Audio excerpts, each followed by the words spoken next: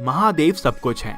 इस संसार में सभी शिव हैं, शिव ही आदि हैं और शिव ही अंत हैं। और जब जब हम महादेव की बात करें तो प्रभु के साथ जुड़े नंदी को हम कैसे भूल सकते हैं। जहाँ पर भी भगवान शिव की पूजा होती है उस स्थान पर नंदी को भी याद किया जाता है। हर मंदिर में देखा जाता है कि भगवान शिव के सामने ही उनके वहां नंदी की मूर्ति स्थापित होती है। जिस प्रकार भगवान शिव के दर्शन और पूजन का महत्व है, उसी प्रकार नंदी का दर्शन भी किया जाता है। नंदी भगवान शिव के वाहन ही नहीं है, वे उनके परम भक्त भी हैं।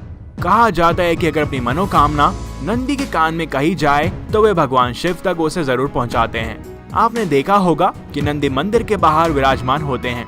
कहा जाता है कि नंदी बाहर इसलिए विराजमान होते हैं ताकि भक्त आसानी से उन तक अपनी बात पहुंचा सकें। तो आखिर क्यों है ऐसा, क्या है इसके पीछे की कथा, आइए जानते हैं इस वीडियो में।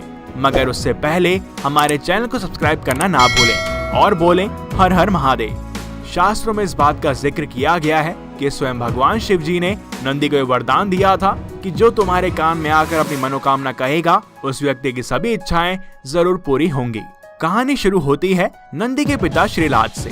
श्रीलाद ने जमकर भोलेनाथ की तपस्या की थी ताकि उन्हें एक संतान प्राप्त हो और उनका वंश आगे चल पाए। भगवान शिव ने उनके कठोर तपस्या से खुश होकर उन्हें पुत्र रूप में प्रकट होने का वरदान दिया। वरदान में श्रीलाद ने बैल जैसा पुत्र मांगा। कुछ समय बाद भूमि जोतते समय श्रीलाद को एक बालक मिला जिसका उन्होंने नाम नंदी रख दिया। जब नंदी को अपना अल्पायु होने के बारे में पता चला तो महादेव की आराधना से मृत्यु को जीतने के लिए वे वन में चला गया और वहां जाकर उसने शिव का ध्यान करना शुरू कर दिया। भगवान शंकर नंदी के तप से प्रसन्न हो गए और उसे वरदान दे दिया कि नंदी तुम मृत्यु और भय से हमेशा हमेशा के लिए मुक्त हो। मैं तुम्हें अजर और अमर होने का वरदान देता हूँ। नंदी कैलाश पर भगवान शिव की निरंतर सेवा और आराधना करता था। कोई भी महादेव से मिलने आता तो पहले नंदी से मिलना अनिवार्य हो गया था। फिर एक दिन श्रीलाद महादेव के पास एक अजीब विडंबना लेकर पहुंचे। दरअसल श्रीलाद ने संतान का वरदान इसलिए मांगा था क्योंकि उनकी कोई संतान नहीं बची थी और अब सिर्फ नंदी ही था, लेकिन वो भी महादेव की सेवा में व्यस्त था। इस वजह से श्रीलाद को लगा कि उसका वरदान पूरा ही नहीं हुआ क्योंकि उसे पिता का सुख ही नहीं मिला। ये सुनकर महादेव ने नंदी को बुलाया। महादेव स्वयं नंदी से प्रेम करते थे, लेकिन उन्होंने फिर भी नंदी को कहा कि उसे पुत्र होने का दायित्व निभाना होगा। जिसके बाद महादेव ने नंदी को श्रीलाद के साथ जाने को कहा। महादेव से दूर होने की पीड़ा नंदी को परेशान करती रही और उसने खाना पीना छोड़ दिया और वह काफी चिंतन में जीवन व्यतीत करने लगा।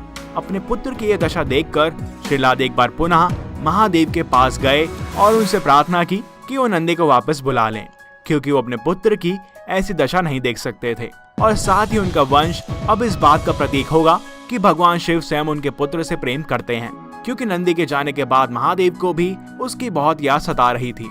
वो भी नंदी से प्रेम करते हैं। नंदी के इस अतुल्य प्रेम को देखकर ही महादेव ने उसे वरदान दिया कि कोई भी प्रार्थना अगर महादेव तक पहुंचानी हो तो नंदी के कान में उसे बोल दिया जाए।